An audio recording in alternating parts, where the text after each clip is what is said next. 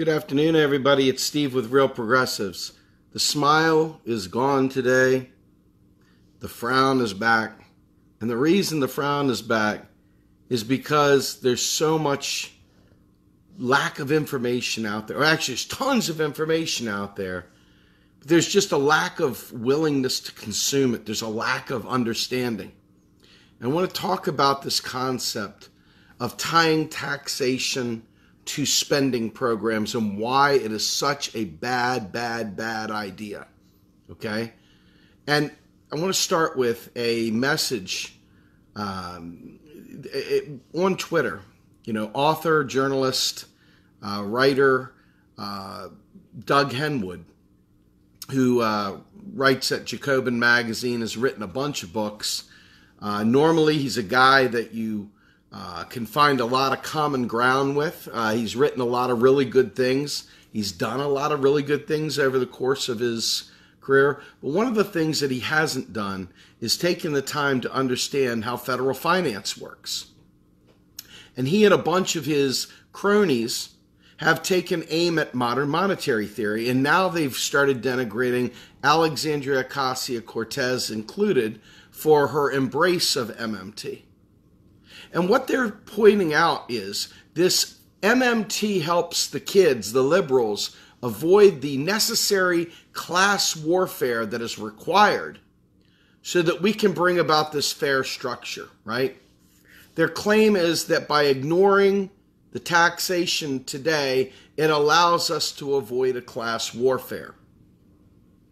Well, first things first, MMT in no way, shape, or form advocates not taxing the rich. Can we get that said? Can we get that done? Can we put that over here in the stated, filed, never to be lied about again? Okay. What we say is do not tie taxation to paying for programs. If you want to put a tax bill out there before Congress, if you want to have a national policy debate on the role of taxation and what a good tax policy is and what a bad tax policy is, then you should do that for sure. We should do that. We need to have a great, robust debate on soaking the rich, eating the rich, all the other stuff that people say. But what we don't need to do is we don't need to tie passing a program for health care or passing a program for ending student debt or passing a program for green energy or passing a program for infrastructure. We don't need to pass a program like that with a how are you going to pay for it message. Number one, it's a complete and utter lie. It's a complete misnomer. And number two, it puts a barrier, an automatic stumbling block to getting that program passed. Okay? So that program needs to stand on its own merits, not affordability. It's not about whether we can afford it. Of course we can afford it. The issue has nothing to do with affordability. So let's debate the merits of healthcare, of a nationwide healthcare service, of really going beyond Medicare for All. Let's talk about what we want in a healthcare plan. But let's not talk about how we're going to pay for it, because how we're going to pay for it is a misnomer. We're going to pay for it when Congress authorizes spending. When we want to talk about any of these programs, it always comes down to, do we have enough votes to get this done? So why in the world would you try to have a class warfare where the people are going to fight back that are going to be hit by the tax, and then the other people that are desperately in need of health care are going to be sitting there at the bottom waiting for these people to get their tax war won and these people over here to keep their tax money, and it completely violates the principle of giving health care to the people who need it. This is called stupid. It's called austerity also, because taxes are not tied to spending. Period. It's not a question of whether you want them to be.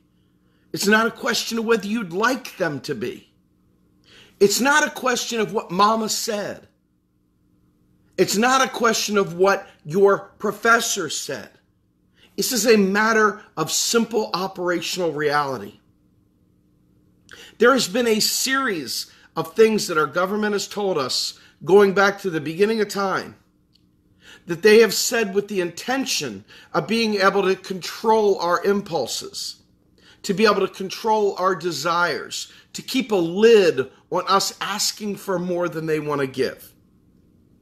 And by tying taxation to spending and making that a part of our lives, thinking that the federal government behaves like a household budget does, has prevented us from doing any of the programs you claim to want and love. And it's wrong. It is completely wrong. So why does Doug Henwood go out there and try to make this thing about a class war? If you want a class war, have a class war. But if you want to get health care to Americans, let's talk about health care. Let's talk about how we transition from the system we have today to a truly public purpose, public sector, nonprofit healthcare system. If you want to talk about how we transition from a fossil fuel-based energy source to a completely carbon neutral energy system, then let's talk about that. But let's not talk about how we're going to pay for it. We're going to pay for it the way we paid for the military, the way we pay for everything. Congress will authorize it, nothing more. And so tying it immediately puts a barrier to us succeeding. It's not about avoiding a class war. It's not about avoiding taxation. It's not about avoiding soaking the rich. It's not about any of that. It's about keeping apples in the apple bucket and keeping oranges in the oranges bucket. And let's debate the merits of whether we want dental care in our health plan as opposed to the affordability of it, and how are you going to pay for it, and what are you going to cut to get the dental care in there? What are you going to cut to get the vision care in there? What are you going to cut to do? You don't need to do that. And once you realize that, you'll realize how absolutely stupid it is to try to tie raising taxes to paying for Medicare. And then invariably you see your friends and loved ones cart out the how Bernie's going to pay for it thing, the little meme that shows all the different ways he's going to pay for it. And I want to be real clear. Up until recently, it has been the way you have to do it with the CBO, Congressional Budget Office, and all the other little Beltway insider, orthodox economist bullshit games, showing offsets for taxation, for how you're going to pay for things. That has been the way it's done. So everybody naturally tries to show you how they're going to pay for it. But it's not the way it works. So you're cutting things, you're fighting all these extra battles for nothing. And invariably, let's look at the last 40 years. Would you say that you're better off today? Or would you say that you may have been better off, and you're going to die when you hear this, how bad we've sunk? Would you say the country was better off during the Reagan era than the today era? I bet you would say that we were. Income inequality was far less under Reagan, ironically, than it is today. How funny is that? It just got started, that's why, but it was less. We have steadily gotten worse over time, and it just keeps getting worse and worse and worse. I want you to think about something. Inflation is usually brought on as a result of not having enough of a product or a service that is wanted and having too many people that want it. And so now there's competition for those scarce resources. They release 50 Xboxes on Christmas morning and 75 people want an Xbox. So now they raise the price of the Xbox up. They do that on purpose. They specifically lower the amount of Xboxes in production to create a demand, to create a fury and drive the price up. They do this all the time. So what happens when we talk about inflation? Well, I want you to know something. You have to do this on your own. You, when nobody's around, have to think about this. How many times have you not gotten the surgery that you needed because you thought you don't have the money for the copay? How many times have you skipped getting a filling done and just gone to Walmart and got yourself a $5 temporary dental thing to avoid paying $1,500 to go to the dentist? How many times have you driven your car with bald tires because you didn't have the money to replace all 4 of your tires?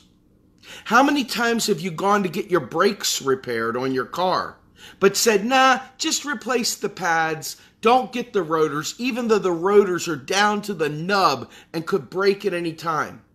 How many times have you skipped getting your air conditioner serviced for your home, or any number of major repairs, whether it be siding that's been torn out, whether it be insulation, whether it be windows, whatever? How many things have you skipped doing because you didn't have the money and you had to make tough choices? I'm not even talking about whether you're going to go to the movies or not, or whether you're going to go to a concert or not. I'm talking about things that you don't realize, like you put off an extra year pumping your septic tank. Or maybe you put off for a year changing out your old antiquated heater. There's so many things that we do that we don't even realize. So when we talk about inflation, you've got to realize that part of the problem is we have been denied and deprived a meaningful amount of the pie to be able to tend to the normal things we need in this world. Regular, everyday things. So when we talk about doing for the people and we hear inflation, we know that's wrong. The issue is everybody has been denying themselves basic human needs. Basic human needs have been put off because of a lack of money, a lack of ability to pay for things. So let's get back to the Doug Henwoods of the world and others who are out there trying to demand a class war based on tax policy to pay for programs and saying that MMT doesn't address that. Well, MMT is agnostic. It doesn't care about all that stuff. If you want to tax, you want to do it. What MMT does is say, if you tax this much, it will do this to the economy. Nothing more. But what it also says is that raising taxes isn't necessary unless you're trying to stave off inflation or try to solve for income inequality. Well, is healthcare about income inequality? I guess you could make the case that people that have money can pay for more healthcare, but why? We want to have healthcare as a right, right? Isn't that what you want? So why not make the healthcare bill about healthcare? When you do that, you realize that getting Medicare for All is a far more efficient system. And when you think about efficiency in economics, that means you lower costs. Well, what do lower costs and lower economic activity do to the overall economy? Well, what that does is put a deflationary bias on the economy. So what do you do with deflation? You're going to want to reduce taxes. So Medicare for All is going to largely require a tax cut if you want to be economically literate. But that's the sorts of things that aren't discussed when you've got guys like Doug Henwood who are saying, of course you've got a tax to pay for these things. MMT is trying to avoid class warfare. Well, now you know Doug is full of shit. He's full of shit. Okay? But look at what you're asking for. I've said this analogy many times. I'll say it one more time because I think it's really great. We're all sitting in the desert. We've been marching across. The sun's beating down on a baseball cap. You know what I'm saying? The air is getting hot. The beer is getting flat, kind of thing. And we're all drained. Our lips are cracked and everything. And in front of us, there's a bottle of water. There's a gun. And then there's a shovel or something like that, right? Now, to these people like Doug Henwood, they would grab the gun and go chasing after the people that put him in the desert. And MMTer would grab the bottle of water and drink the water to make sure that they're nourished, then pick up the shovel, dig down, find more water, fill the bottle back up, and start marching with gun in hand to go after the people who put us in the desert. Order of operations. But no, these guys would leave the bottle of water in the desert. They'd leave the shovel, or maybe they'd take the shovel because that'd be part of their fight against the guy left in the desert, and they'd go chasing after the guy in the desert. Well, guess what? Just like healthcare in America has never gotten passed in any meaningful way, they're not going to win either because they're going to die before they find the rich guy. The planet's going to die before they find the rich guy.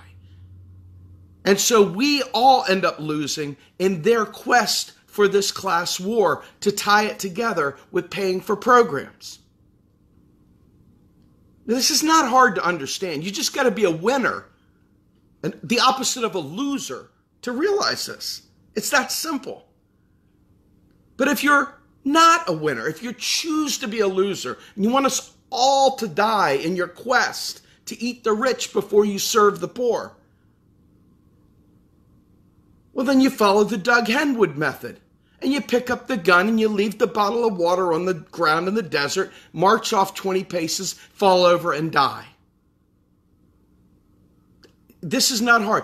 Does this make sense? I'm trying to make this make sense so that you can have an analogy in your back pocket when you're assessing the question of how are you going to pay for it.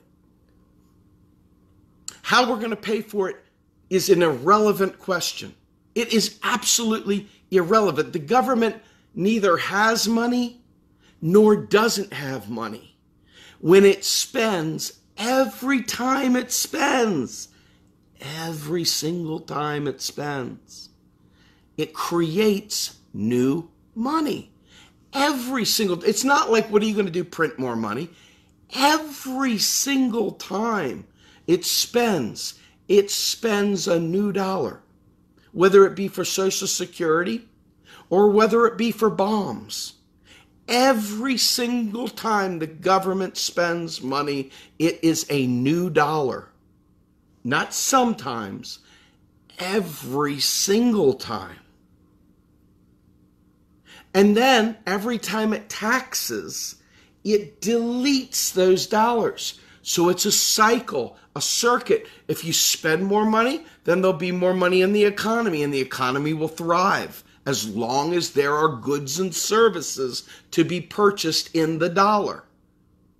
But if there are not goods and services, hypothetically, we pass a health care bill, and we've taxed money out of the economy, so we don't have enough money in the economy to build hospitals, and to buy gurneys and x-ray machines and all these other things. We pass a bill that gives everyone Medicare for All, but we didn't expand the healthcare services to accommodate the new demand. Well, there could be waits. There could be inflationary pressures because there's not enough of it to meet the demand, the pent-up demand, the aggregate demand of the people to get that thing done. So why would you remove the money from the economy to do that? It doesn't make any sense. It makes zero sense. Think about what I'm saying. So if you have enough hospitals, if you have enough hospital beds, if you have enough x-ray techs, phlebotomists, gurneys, you name it, then all of a sudden now people will have jobs out the wazoo, but they'll also have enough care to give everyone. This isn't an issue of government good, government bad. This is an issue of supply and demand. We have huge demand. I've got a torn meniscus. I'd like to get it surgically repaired. I got a busted up tooth. I'd love to get it repaired. The knee alone, add in the tooth, I'm talking close to $10,000. That's demand that I can't spend because I ain't got the money. I don't have health insurance. I don't have anything. So think about what I'm saying. This isn't an inflationary thing. What would be inflationary is there's not enough doctors out there to perform my surgery and all the other surgeries that have been waiting because of neoliberal austerity. The kind of neoliberal austerity that the guys like Doug Henwood provide air cover for. This is the stuff that the whole, we got to eat the rich, we got to cut programs, we got to do this, we got to damage the efficacy of the other program. And that's why it never happens. Please tell me some of this is making it through to you. Please tell me that some of what I'm saying is making sense. Is any of this sound like crazy talk? Because if it is, let's talk about it. I really want to see us win as a movement. I want us to win. I don't want to lose anymore. I'm not happy with my fist in the air losing anymore. I'm not in it just for the struggle. I want to be in it for the victory too. And guys like Doug Henwood live for the struggle. But when you've got people dying from cancer because they can't afford the care they need, your class war becomes irrelevant. It's not time for the class war. You solve the problem for the people, then you fight your tax battle. Notice I didn't say don't fight the tax battle. Please notice that I didn't say don't fight the tax battle. What I said was, in basic algebra, for those of you who passed high school, for those of you who got through 10th grade, basic algebra, order of operations. Let's solve the suffering of the people first, then let's go after wealth. You don't go after wealth to solve that because the money you get from the wealthy doesn't sit there in a piggy bank. You get all those tax dollars from all over the place and they get deleted. That's the way the system works. It's not like they're kept in a piggy bank somewhere. A surplus simply means they deleted more money from the economy than they spent into the economy. It doesn't mean they got a basket of cash waiting to get repurposed for some other thing. I hope this is starting to make sense because it's going to need to make sense, and we need an army to be able to say this stuff so that we can have a bold Green New Deal, so that we can get rid of student debt, so that we can have a national health care service, not just Medicare for All. I don't want another insurance plan. I want to go without worry to get my health care needs taken care of. I don't want to have to beg a doctor to write me a 1-month script for losartan for high blood pressure because I can't afford to go in for a regular visit to have my blood pressure and everything checked. I don't want to do that. I want to be able to walk in with confidence. Don't you? Think about what I'm saying. Taxes are an important part of the economy. The tax is what drives the need for the US dollar. But it does not pay for the programs. And those that say my hard-earned tax dollars need to stop. Those who say I want my tax dollars going for this are not getting this at all, and they need to stop. If you hear someone say, I'm willing to pay more in taxes so other people have health care, that's not what's happening. I want you to understand your taxes are not paying for the other people to have health care. Stop being a volunteer for a crazy setup. That's not how it works. Stop trying to sell other people that that's a good idea. Stop telling people we got to cut the military to have health care. We may want to cut the military, but it has nothing to do with paying for health care. Do you get it yet? Does this make any sense yet? What did they cut to give $700 billion to the military? Tell me, all they cut was more taxes on the wealthy. They didn't cut anything else. They cut taxes and raised spending. That's what the GOP did. That's what they always do. They get it for the war machine. The Democrats get it for the war machine. When are we the people going to get it for we the people? Use your brain. Stop hanging out with people and just saying whatever they say. Be a real revolutionary. When you put your fist in the air, mean it. Don't be like, yay, vote for Summer. Mean it. That means go the rough way. Explain the fact that taxes don't pay for programs. Stop screwing up our health care. Stop depriving people of health care by chasing tax dollars when they are not required. This is a big deal, and I hope I made some sense. If not, I'll keep trying till I get it right. All right, folks, have a great weekend. My name's Steve Grumbine. I'm the founder of Real Progressives. We'll talk soon. Have a good day, everybody. Bye-bye.